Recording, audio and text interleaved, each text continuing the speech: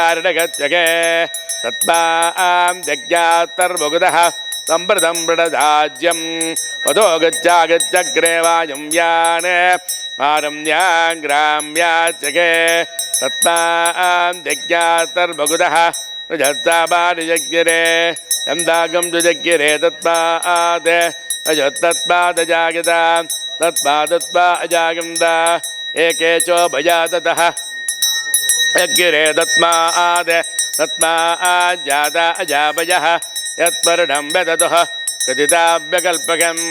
मुखङ्गमत्तगो बाहो तापूर्वपातामुच्येते ब्राह्मणो अत्यमुखमासीत् बाहोराजन्यकृतः पूर्वो तदत्यगद्वैद्यः सव्यागं सोत्रो अजागता